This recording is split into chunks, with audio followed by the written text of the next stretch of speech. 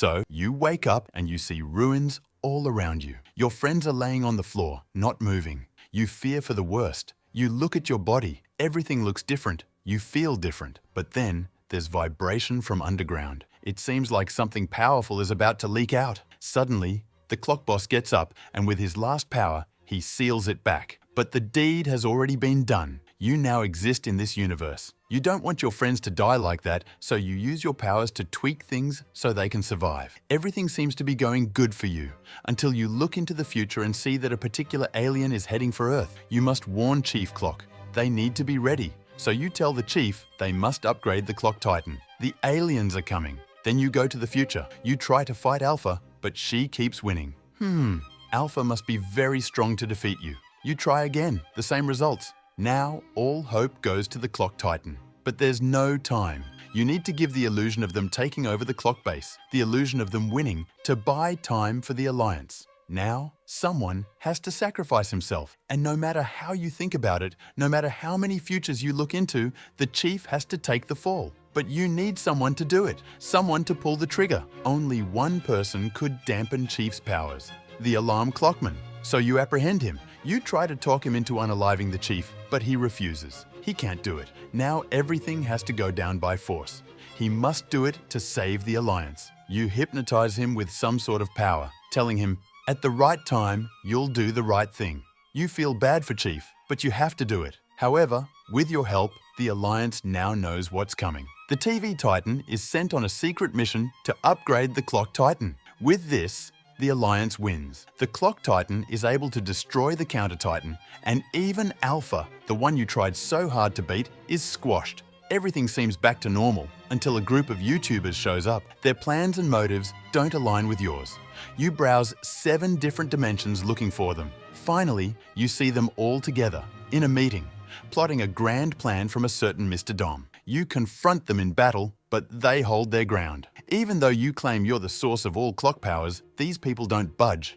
You don't know what their deal is, and you have better things to worry about, so you teleport out, hoping to fight another day. At this point, news of the G-Man apocalypse breaks. Everyone is shocked. The Alliance tries their best to stop him before he unleashes, but unfortunately, G-Man activates because the Clock Titan is immobilized. The Alliance sends Alarm Clock in because of his time negation abilities. While he tries, a commander steps in, attempting to stop him from disabling the missiles. You have to step in. You know better. At this point in time, they must work together based on the threats you've seen in the future. You arrive at the last minute, just as the commander is about to ruin everything for the Alliance. Now it's a battle between you and him. He's strong, but not unbeatable. You go back and forth, sizing each other up. Then you realize the fight is dragging on too long.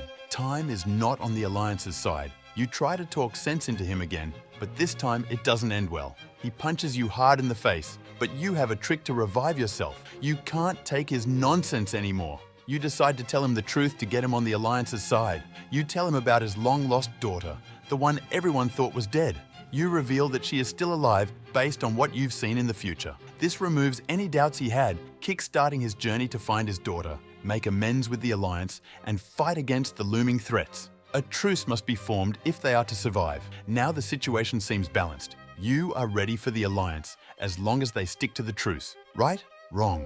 The so-called YouTubers release a beast under the clock tower, something you couldn't see in the future. That worries you. The Clock Titan struggles in battle, tossed around. Now is the time for you to step in. You shield him from Sinister's attack, but then Sinister drops a bombshell. He says, "You think you're the source of the clock's powers, but you're just a mixture of the clock boss and me." Even the Clock Titan asks if Sinister is your father. But you won't believe a complete stranger. You stand your ground and attack.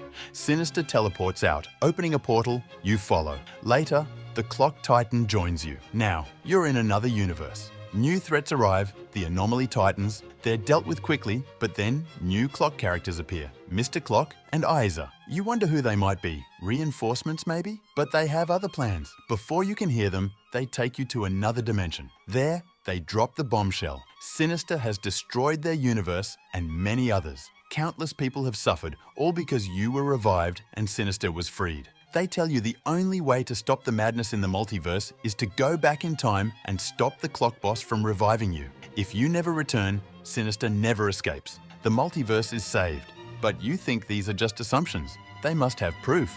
They explain that the clone version of your universe faced the same fate. Clone future Clockman made the right choice, and clone Sinister never escaped.